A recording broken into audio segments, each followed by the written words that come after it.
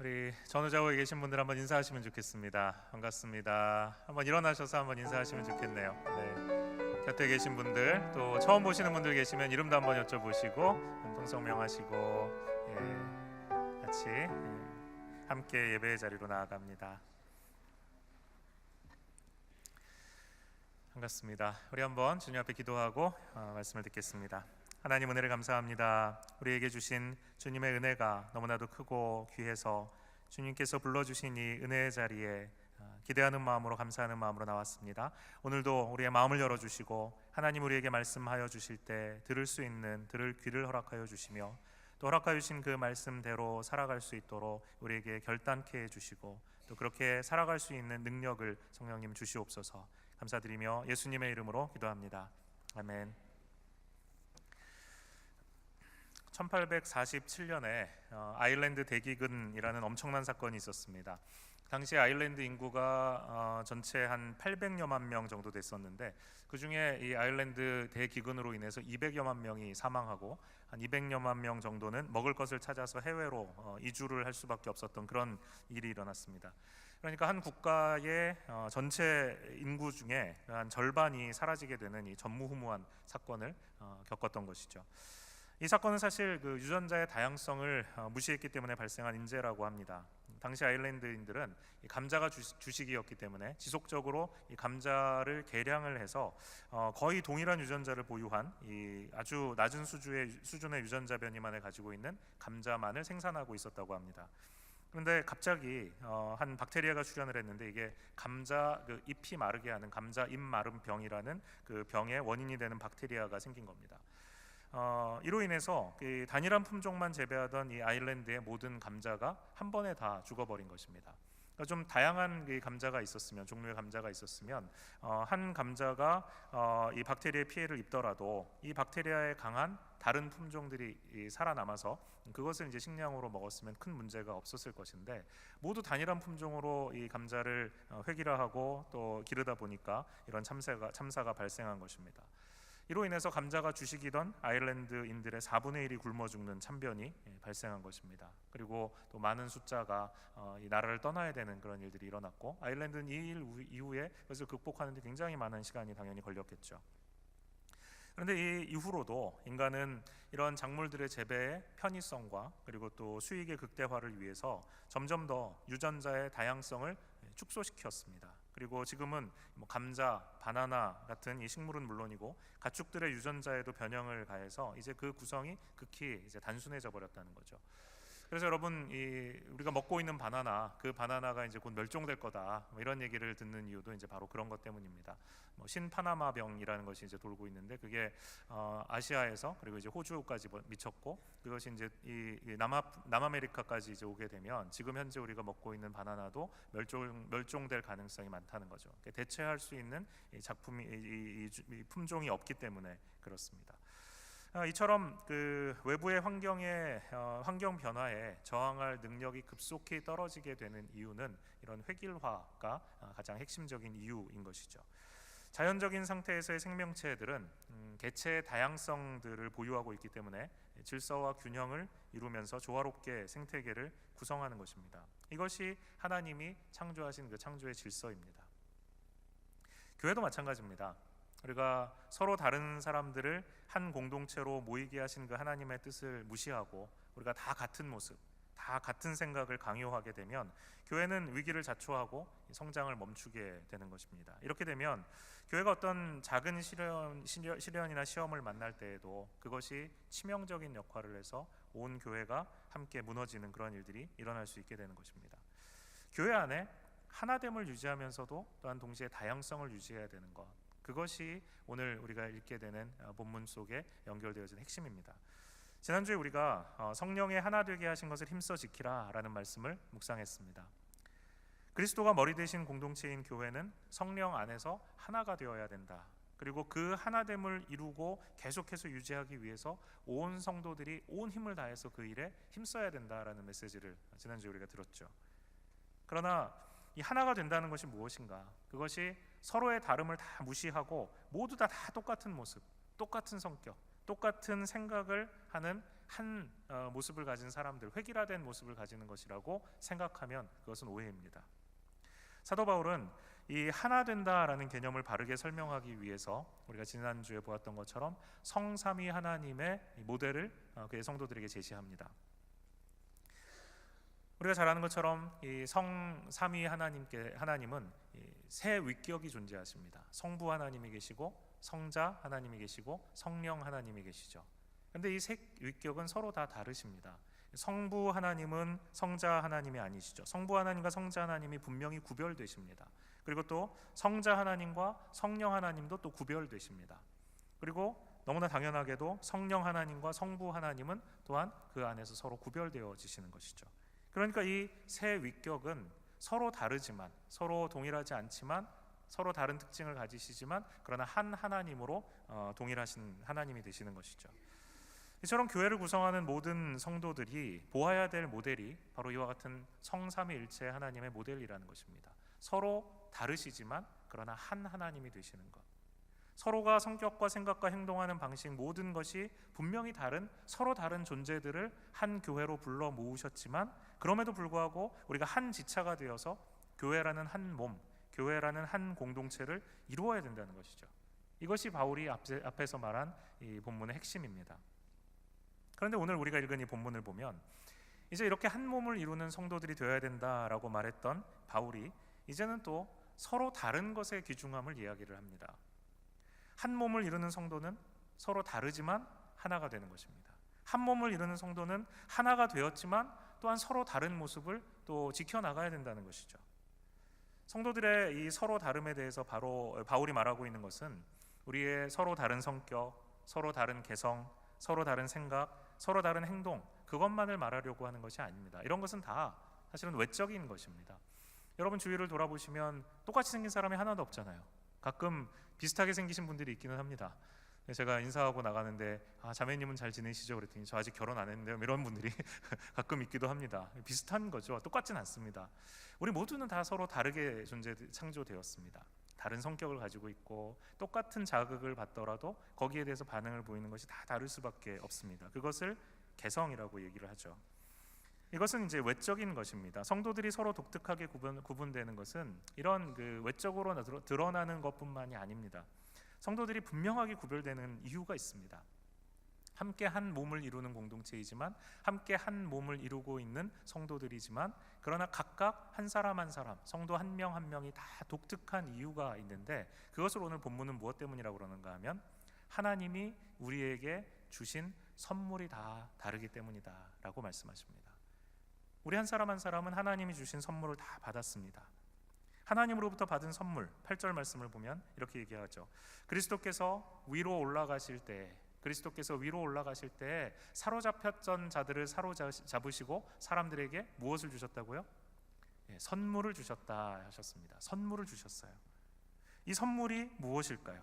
바로 이 선물이 사랑하는 자에게 하나님이 주시는 은사 기프트입니다. 그래서 7절 말씀을 보면 우리 각 사람에게 그리스도의 선물의 분량대로 은혜를 주셨다라고 말씀하고 계시죠. 여러분 그리스도로부터 선물을 받으셨습니까? 어디 있는지 찾아보셔야 됩니까? 선물을 받으셨습니다. 우리 모두가 다 성령을 받는 그 순간, 우리가 거듭나는 그 순간 하나님께서 우리에게 허락하여 주신 선물이 있어요. 그 모든 것을 우리는 다 받았습니다. 어느 한 사람도 거듭난 성도치고 이 선물을 받지 않은 사람이 없습니다. 7절에 우리 각 사람에게 그리스도의 선물의 분량대로 은혜를 주셨다. 모든 사람들에게 그리스도께서 선물을 주셨다라고 말했기 때문에 그렇습니다. 그러므로 거듭난 모든 성도들은 그리스도께서 우리에게 주신 아주 독특한 선물을 가지고 있는 것입니다. 이 선물은 우리 얼굴이 다 다르고 우리 성격이 다 다르고 우리 개성이 다 다른 것처럼 각자에게 주어진 선물이 다 다릅니다. 바로 이 선물을 우리가 가지고 있기 때문에 한 몸 된 교회를 우리 각 사람은 성령이 주시는 이 특별한 선물인 은사 또 은혜를 다 받았기 때문에 한 사람도 예외 없이 받았기 때문에 이것으로 인하여서 우리가 서로 독특한 개성을 가지고 하나님 나라를 하나님의 몸을 그리스도의 몸을 구성한다라는 것입니다. 이 선물은 우리가 구원을 받을 때에도 구원을 받는 그 믿음을 하나님으로부터 선물로 받은 것처럼 이 은사도 우리의 노력으로 의해서 받은 것이 아닙니다. 우리에게 그냥 주신 것입니다. 우리에게 그냥 주어진 것입니다. 우리에게 가장 적합한 은사를, 우리가 받아야 마땅한 은사를 하나님께서는 우리 한 사람 한 사람에게 허락하여 주셨다는 것이죠. 이 말을 어떻게 들으면 어렵게 들리기도 합니다. 선물 받았다는 게 뭔가? 나는 받았나? 나는 그 은사가 있나? 이렇게 설명해 보면 어떨까요? 여러분 그 한 1000피스 뭐 이렇게 넘어가는 퍼즐 조각들을 맞춰 보신 적이 있으십니까? 이게 취미로 이 퍼즐을 맞추는 사람들도 있더라고요. 퇴근해가지고 집에 돌아와서 자기는 퍼즐을 맞춘대요. 저는 왜 그걸 하고 있는지 잘 모르겠는데 퍼즐을 맞추는 취미를 가지고 계시는 분도 있습니다. 보시면 그 1000피스 이상 되는 뭐 수천 피스 되는 피스가 같은 게 없습니다. 형태도 다르고요. 큰 그림을 구성하기 때문에 그 그림 중에 어느 한 부분을 차지하고 있기 때문에 그게 같은 게 색깔이 같거나 형태가 같은 것이 하나도 없습니다. 다 달라요. 1000개가 있으면 1000개가 다 다르고 2000개가 있으면 2000개가 다 다릅니다. 서로 다른 모습과 형태의 이 조각들이 서로 연결되고 잇대어져서 결국은 하나의 완성된 퍼즐을 이루는 것이죠. 그 중에 하나만 빠져도 그것은 완성된 퍼즐을 만들지 못합니다. 그 중에 한두 개 이가 빠진 것처럼 빠진 것을 완성했다고 좋아하면서 액자에 넣어가지고 걸어놓을 사람이 어디 있겠습니까? 그럼 보는 사람마다 물어보겠죠. 왜 저건 없죠? 왜 저기에 빠졌죠? 이렇게 물어보겠죠.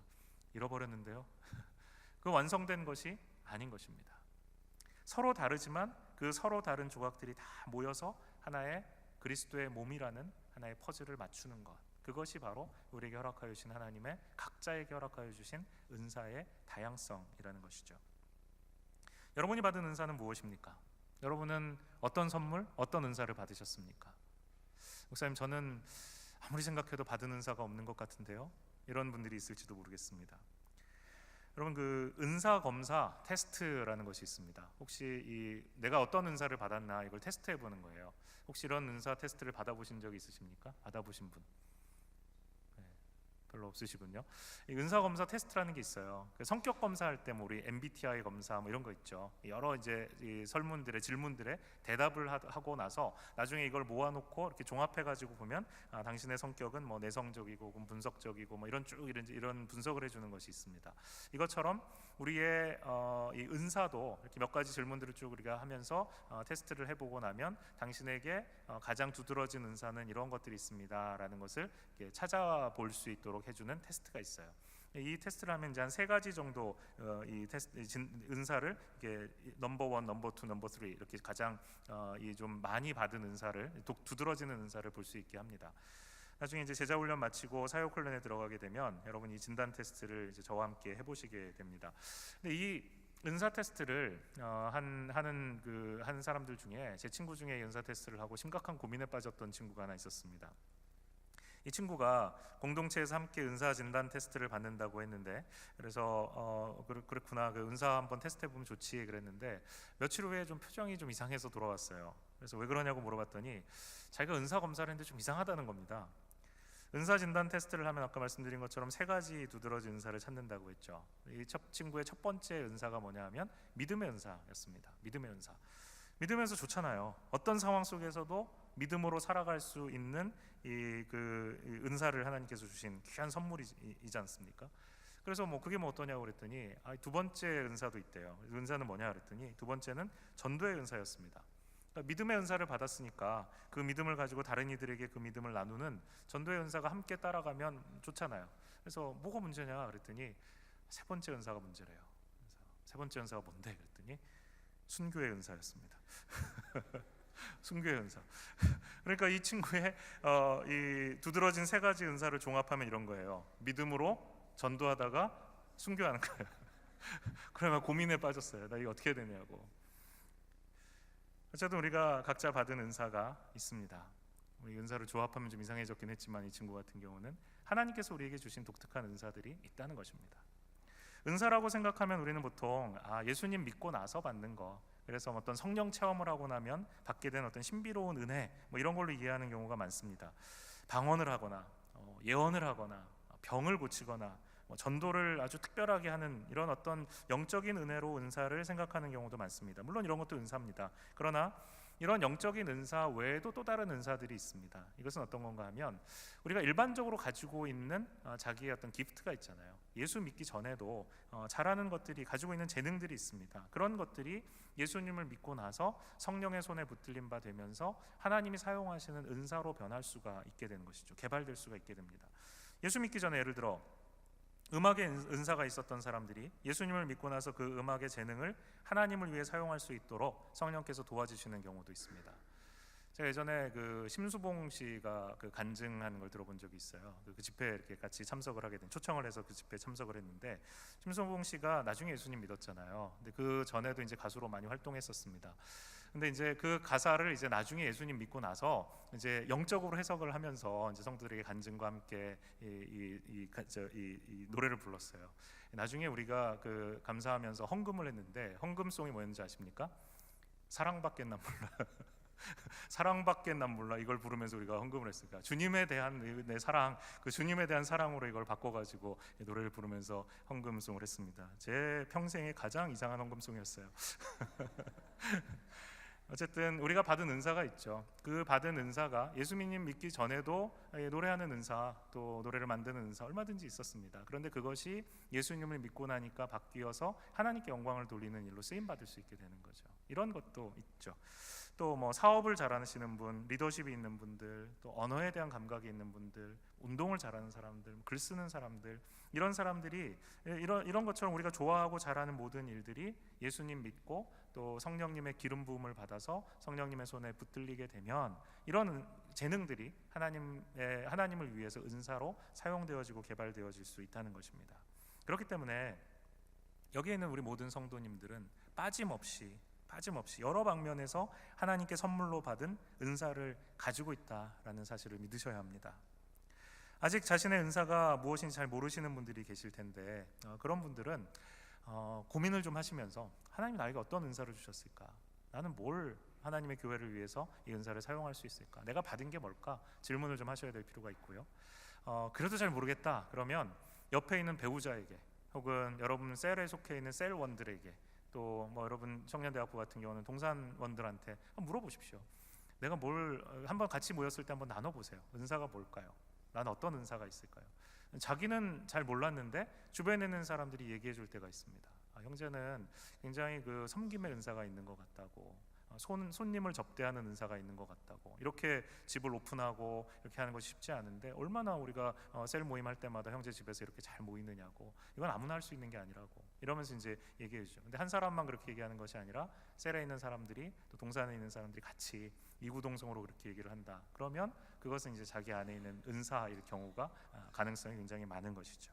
이렇게 자기가 함께 있는 사람들에게 여러분의 은사를 확인해 볼 수도 있고, 아까 말씀드린 것처럼 은사 테스트를 통해서 자기에게 어떤 은사가 있는지 확인해 보는 것도 좋습니다. 어쨌든 하나님은 우리에게, 믿는 우리에게 한 사람도 빠짐없이 그리스도를 통하여서 은사를 선물로 주셨다는 사실입니다. 그렇다면 이제 우리가 해야 될 질문은 이것입니다. 하나님 왜 우리에게 은사를 주셨을까? 하나님이 우리에게 은사를 주신 이유가 뭘까? 12절 말씀은 우리가 받은 은사에 분명한 목적이 있다라고 말을 하고 있습니다. 이 은사를 받은 목적은 무엇인가? 12절에 이는 성도를 온전하게 하여 봉사의 일을 하게 하며 그리스도의 몸을 세우려 하심이라. 마지막에 그리스도의 몸을 세우려 하십니다 라고 했죠. 그리스도의 몸이 뭐라고 했습니까? 곧 교회라고 말씀드렸죠. 그러니까 교회를 세우는 일을 할 수 있도록 하기 위해서 성도들 한 사람 한 사람에게, 구원받은 우리 모두에게 하나님께서 선물로 은사를 주셨다라는 것입니다. 그러니까 이 받은 은사를 가지고 함께 합하여 하나님의 교회를 세우라는 거죠.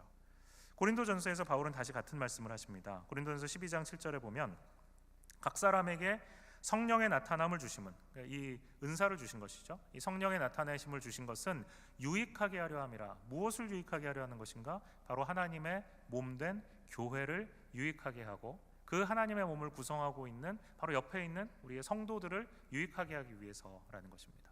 바로 그 목적으로 하나님께서는 우리에게 은사를 주셨어요. 또 고린도전서 14장 12절에 보면 너희도 신령한 것을 사모하는 자인즉 교회의 덕을 세우기 위하여 풍성을 구하라 라고 말합니다. 신령한 덕을, 영적인 것을 사모하는 자이기 때문에 교회의 덕을 세우기 위하여, 교회의 덕을 세우기 위하여, 교회를 세우기 위해서, 성도들을 세우기 위해서 그것을 풍성하게 받도록 구하라는 것입니다. 우리가 받은 그 은사가 더 풍성해지도록 구하라는 것이죠. 그러므로 우리의 은사, 우리의 재능은 모두 다 하나님께 받은 것이고, 그 은사를 교회를 위해서 마음껏 사용할 수 있도록 하나님께서 기회를 주셨다라는 것입니다. 하나님은 우리를 창조하셨고, 하나님이 우리를 그리스도로 말미암아 구원하셨고, 그리고 이제 각 사람에게 독특한 은사와 재능을 주셨다라는 것이죠.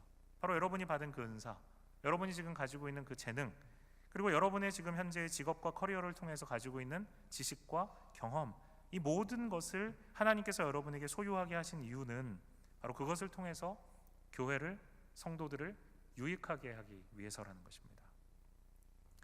그렇다면 여러분은 여러분이 받으신 그 은사를 잘 사용하고 계십니까? 어떤 분야에서 어떤 방법으로 어떻게 그 은사를 현재 교회를 세우는 일에, 성도들을 섬기는 일에 사용하고 계십니까? 우리 모두는 어떤 은사이든 간에 그 은사를 교회를 세우기 위해 사용해야 된다고 말씀드렸습니다. 미국의 미국 장로교회 PCUSA에 은퇴하신 장로님들로 구성된 이 교회 건물 관리, 교회 시설 관리팀이 있다는 말을 들었습니다. 그러니까 이 장로님들이 건물 수리나 보수에 은사가 있으신 분들입니다. 그러니까 관련된 직업을 가지셨던 분들도 있지만, 대개는 이런 일을 좋아하시고 또 자기 집을 막 고치시고 이런 걸 하면서 경험이 많으신 분들이 있죠. 이런 분들이 이제 장로로서 사역하다가 은퇴하고 난 뒤에 자기들끼리 이 일을 통해서 하나님의 교회를 섬기자, 이런 마음을 가지고 이제 그룹을 만드신 것입니다. 경제적으로 어려운 교회가 있으면 이분들이 이제 찾아가십니다. 그래서 교회가 이 재료비, 실비만 부담하고 본인들이 모든 것들을 다 해주시는 거예요. 그래서 상담을 합니다. 처음부터 컨설팅을 다 해요. 교회가 예를 들어 지붕이 좀 무너졌다, 그럼 이걸 고치기 위해서는 어떻게 해야 되는지 가서 다 진단을 하시고, 그다음에 이것을 수리하는데 얼마나 들지, 재료는 뭐가 들지, 얼마나 걸릴지, 이런 것들을 잘 얘기하시고 보신 후에 그다음에 이제 교회와 함께 그 일을 하십니다. 이렇게 섬겨 나가는 것이죠. 이웃에 있는 한인교회도 이분들에게 도움을 받았다는 얘기를 들었습니다. 그러니까 이 장로님들은 은퇴 후에도 자신의 은사를 교회를 위해서 적극적으로 사용하고 계신 분들이죠. 제가 아는 집사님 중에 어떤 분은 재정 관리에 아주 탁월하신 분이 있었습니다. 제가 전에 섬기던 교회가 이제 그 본당을 새로 짓고 이제 교회 건물을 짓고 이사를 하게 됐는데, 교회 건물을 이제 새로 지었으니까 그 안에 들어가야 될 각종 가구, 집기 이런 것들이 얼마나 많았겠습니까? 이런 것들을 이제 구매를 해야 되는데, 보통 사람들은 이제 이거를 이제 구매하는데 그냥 자기들의 방법이 있겠죠. 근데 이분은 이런 이제 구매에 아주 탁월한 능력을 가지신 분들이에요. 무슨 핫딜의 천재예요. 그래가지고 이분이 딜을 해가지고 이 물건을 사는 거를 도맡아서 이제 팀을 짜가지고 하는데, 이분 덕분에 교회가 얼마나 많은 그 돈을 절약했는지 모릅니다. 굉장히 탁월하신 분이죠. 자기의 이런 재정적인 감각, 이런 구매에 대한 어떤 노하우, 이런 걸 가지고 교회를 섬기시는 경우도 보았습니다. 우리 교회 안에도 물론 이렇게 자신의 은사를 잘 사용해서 교회와 성도들을 섬기고 계신 분들이 많습니다. 이제 이칠 훈련 인도자가 되어서 성도들에게 말씀을 가르치시는 것도 가능하고, 또 교사가 되어서 아이들을 가르치는 분들도 계시고, 또 교회 건물 관리를 위해서 페인트를 칠하고 잔디를 깎고, 교회 구석구석, 우리 교회 또 얼마나 수리할 것이 많습니까? 그런데 들어가셔서 직접 그 일을 땀 흘리시면서 하시는 분들이 또 계십니다. 행정이나 조직 관리에 탁월하신 분들, 또 재정 관리로 섬기시는 분들도 있습니다. 또 우리 찬양대나 또 찬양팀으로 섬기시는 분들도 있죠. 새로 교회를 찾아오시는 분들을 친절하게 안내하고 또 돌보아서 잘 정착하실 수 있도록 도우시는 분들도 계십니다. 교회 안에서뿐만 아니라 지역 사회를 위해서 주님의 이름으로 섬기는 일, 단기 선교를 통해서 타문화권의 복음을 전하는 일, 이런 일에 자신의 은사를 사용하시는 분들이 굉장히 많습니다.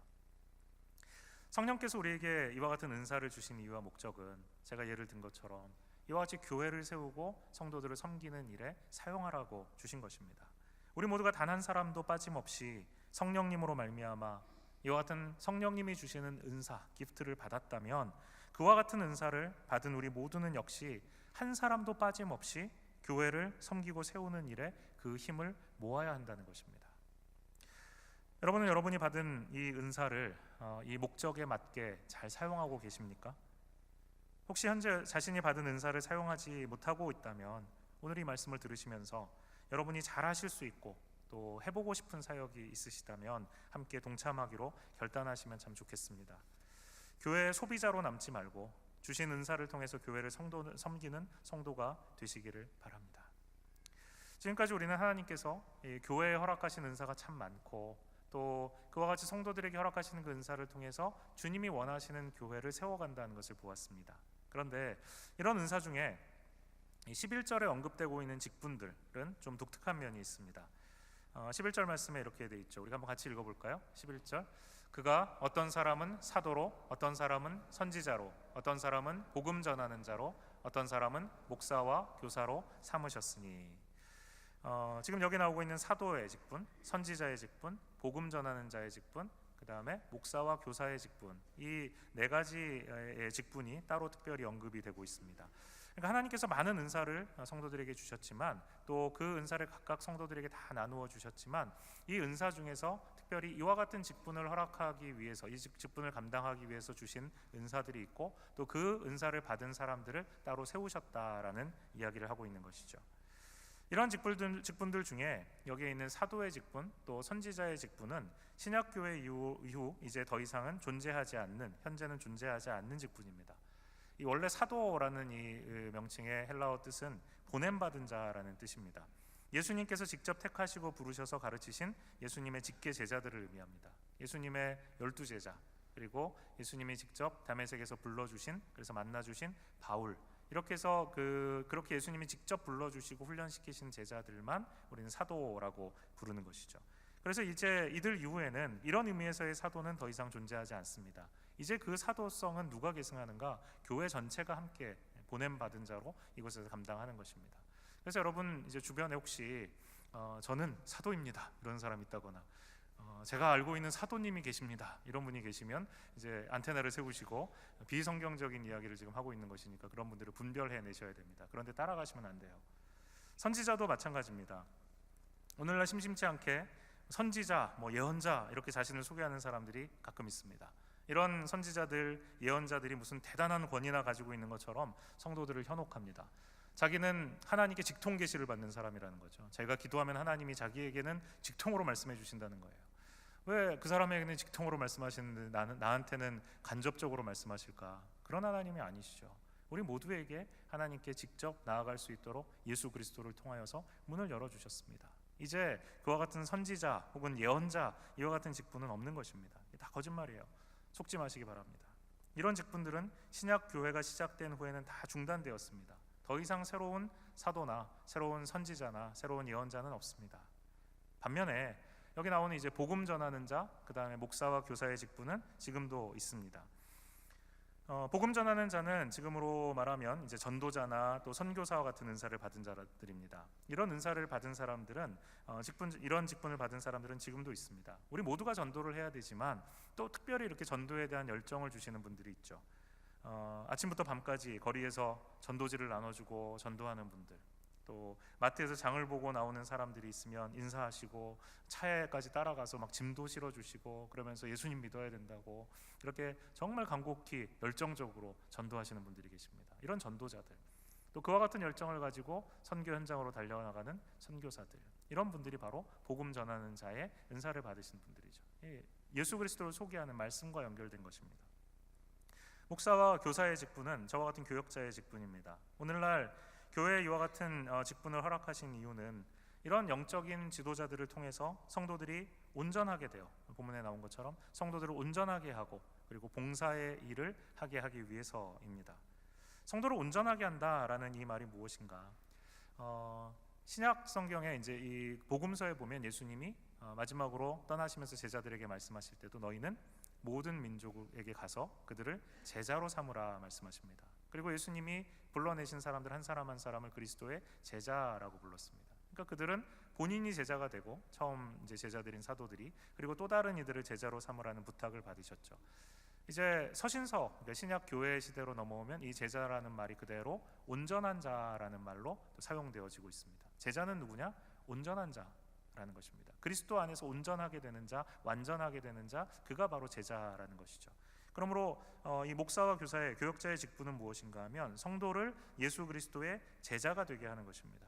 예수 그리스도의 제자로 삼는 것입니다.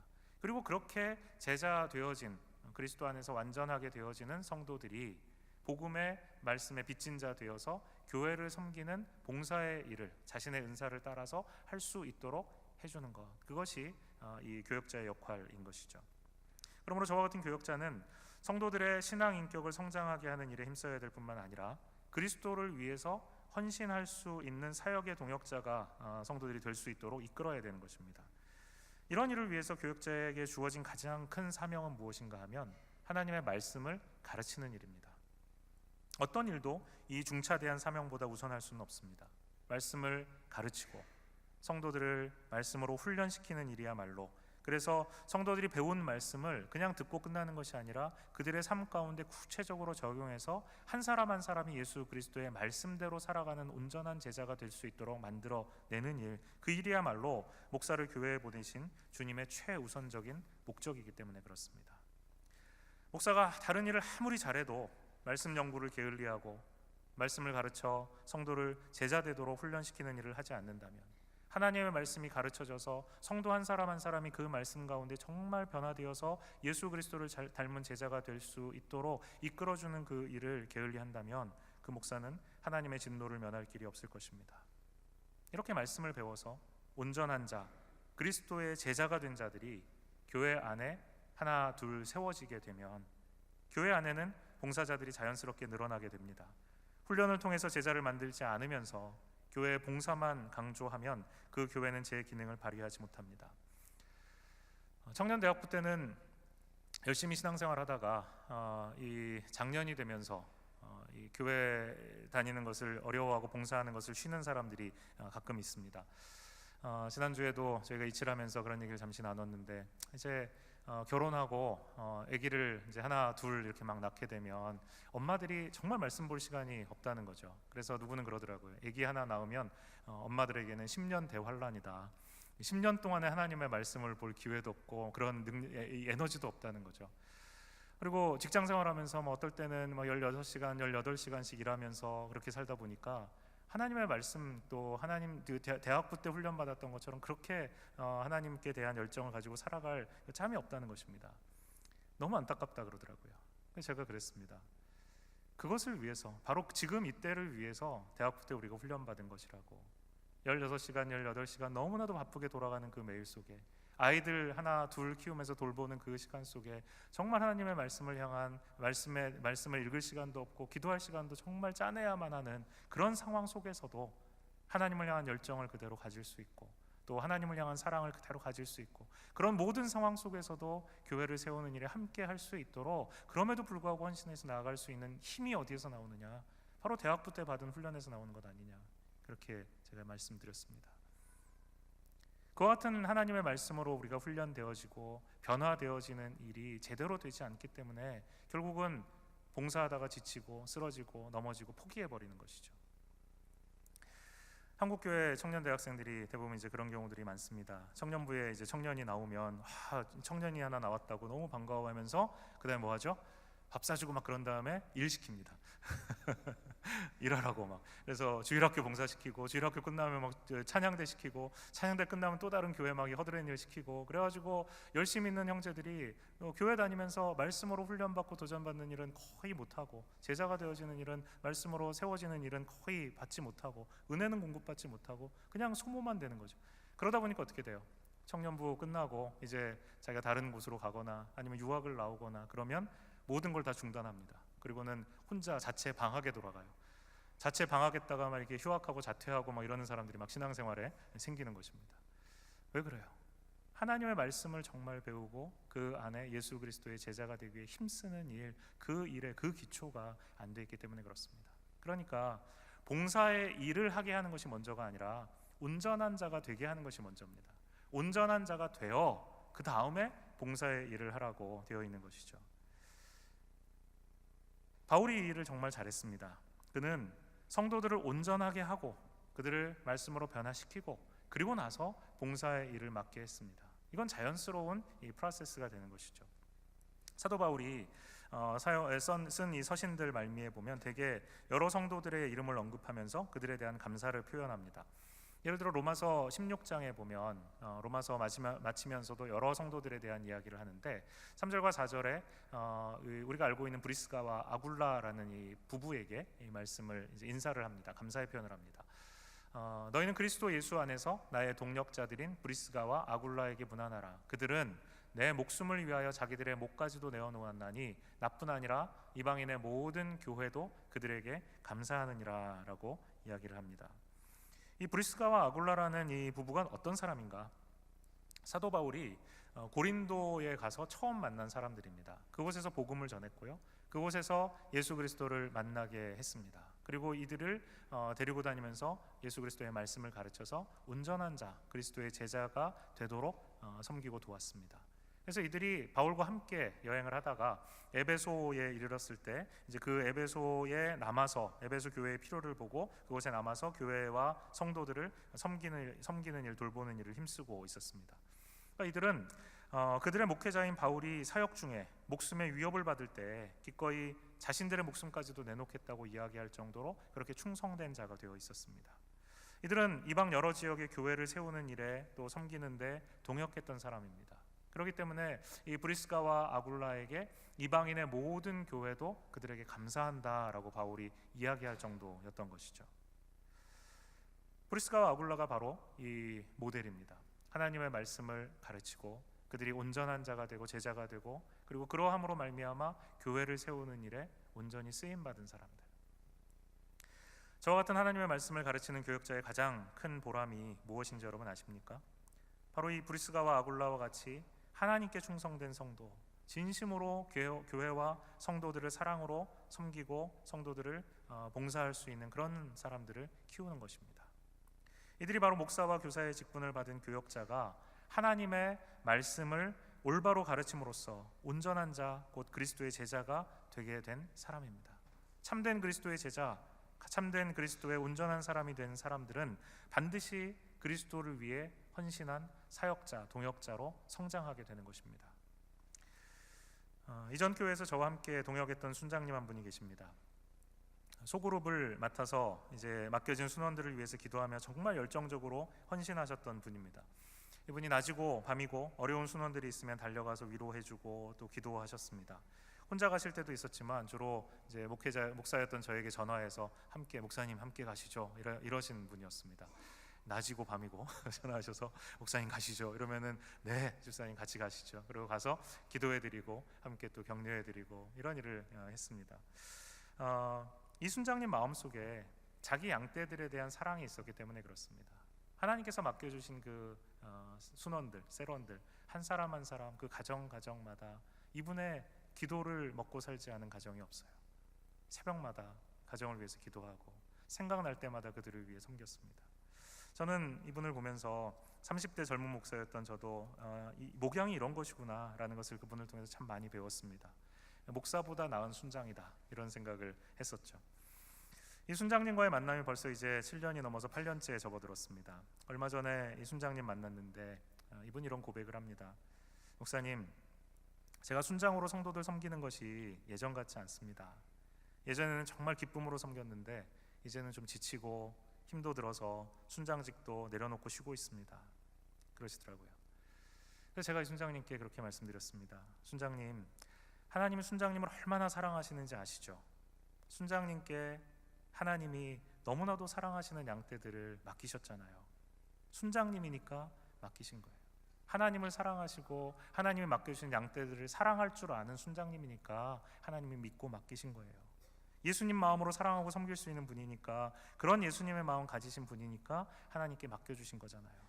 이건 하나님께서 순장님께 주신 특권입니다. 그러니까 절대 포기하지 마시고 순장 직분 잘 감당하십시오. 이렇게 이제 격려해드리고 제가 떠났어요. 얼마 후에 이분이 제게 이런 문자를 보내오셨습니다. 목사님, 지난번 배웠을 때 성도들을 사랑하는 마음으로 기도하며 목회하고 계신다는 말씀에 큰 도전을 받았습니다. 제 안에서 주님의 사랑은 소멸하고 있고 불평과 불만만 가득해지는 모습에 안타까울 따름입니다. 온유와 겸손을 통해서 주님 안에서 한 마음과 한 소망으로 살아가도록 노력해 보겠습니다. 그리고 이제 다시 순장으로 섬길 마음으로 기도하고 계십니다. 예수 그리스도 안에서 온전한 자, 예수 그리스도의 제자가 된다는 것은 이런 것입니다. 주신 은사를 따라서 교회를 섬기다 보면 지칠 때도 있죠. 정말 포기하고 싶을 때도 있습니다. 내가 뭐 돈 받고 하는 일도 아닌데, 내 직장도 아닌데 내 직장 일을 하는 것보다 더 열심으로 이렇게 내가 해야 될까? 그러나 다시 말씀 가운데 일어나서 섬김의 자리로 나아가는 것입니다. 이런 분들을 만날 때 목회자는 힘이 납니다. 또 보람을 느낍니다. 여러분도 이와 같은 제자가 되고자 하는 마음, 이렇게 주님을 위해 교회를 세우는 일에 함께 동참하고자 하는, 바로 그 동역자가 되고자 하는 마음이 들지 않으십니까? 바울에게 브리스가와 아굴라 그리고 수많은 동역자가 있었던 것처럼 바울이 혼자 그와 같은 교회를 세우는, 이방 교회를 세우는 일들을 감당할 수 있었던 것이 아닙니다. 바로 이와 같이 그리스도 안에서 온전해진 제자가 된 브리스가와 아굴라와 같은 사람들이, 수많은 사람들이 바울과 함께 교회를 세우고 성도를 섬겼기 때문에 그와 같은 놀라운 일이 일어난 것입니다. 오늘 우리 교회 가운데 바로 여러분을 주님께서 찾으십니다. 주님의 온전한 자가 되기를 소망하고 주님께서 맡겨주신 봉사의 직분을 감당하며 그렇게 하나님께 영광을 돌리기를 원하는 바로 그 한 사람 한 사람을 주님은 찾으십니다. 여러분에게 주신 은사가 있다면 그 은사를 땅에 묻어두지 마시고 주님을 위해 사용하시기 바랍니다. 이 부르심에 온전히 순종하기로 결단하심으로 말미암아 브리스가와 아굴라와 같이 먼저 말씀으로 훈련받아서 그리스도의 제자가 되고 주신 은사를 따라서 온 힘을 다해 봉사의 일을 감당함으로써 주님의 마음을 시원하게 하고 교회를 시원하게 하고 성도들의 마음을 시원하게 해주실 수 있는 그와 같은 여러분 성도님들이 되시기를 주님의 이름으로 부탁드립니다. 이 시간 여러분 한번 주님 앞에 결단하며 기도했으면 좋겠습니다. 주님께서 저에게 주신 은사가 있는 것을 깨닫게 해주시니 감사합니다. 제가 예수님 닮은, 그리스도를 닮은 제자가 될 수 있게 해주시고 또 저에게 허락하여 주신 이 은사를 따라서 주님을 섬길 수 있게 해주십시오. 그렇게 결단하게 해주십시오. 제가 섬길 수 있는 섬김의 자리를 볼 수 있도록 주님 도와주십시오. 그와 같은 마음을 주십시오. 한번 하나님 앞에 결단하시면서 기도하시면 좋겠습니다. 같이 입술을 열어서 주님 앞에 기도하겠습니다.